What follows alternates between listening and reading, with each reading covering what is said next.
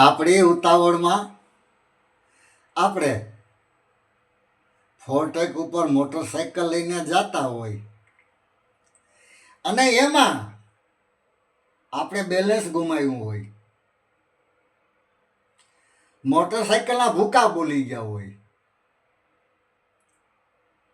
અને જોવાવાળા લોકો એમ કહેતા હોય કે મોટરસાઇકલના આવા હાલ થયા તો એ માણામાં તો શું બચ્યું હોય. ત્યાં જ પાછી વાત એવી આવે કે એ ભલા ભાઈ, ભલા માણા, એ માણાને તો ડાઘ નથી થયો, તો પછી એને બચાવવા વાળું કોણ? આ જોગમાયા, આ ગાત્રાય, આ કુળદેવ.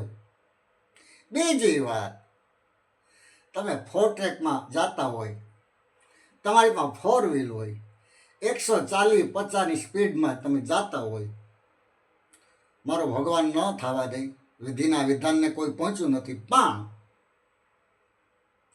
એમાં એવો બનાવ બન્યો હોય અને એમાં તમે ઉગરી ગયા હોય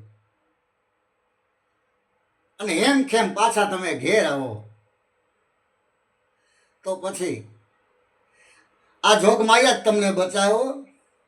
લોકો કહેતા હોય ને કે રૂપિયા હોય એટલે માણસ હાજો થઈ જાય, 100% સાચી વાત, હું પણ એમાં આ પાડું. પણ જીવ પરોવાળા તો એ આ જોગમાયા જ છે, બાકી માણસની હવા વહી જાય.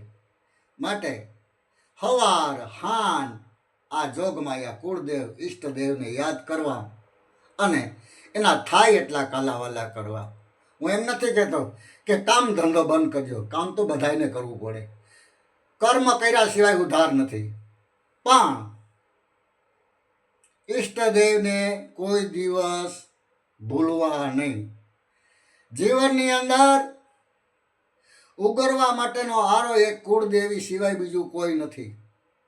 આવી આવી આફતોમાંથી જો આપણને બચાવી લેતા હોય તો પછી આ જોગમાયા આપણી રક્ષા નથી કરતા? કરે કરે અને કરે છે, અને આપણું બાવડું પકડી લે. જય ખોડાદાની ગાત્રાય, જય જોગમાયા, જય કુળદેવી, જય સોમનાથ.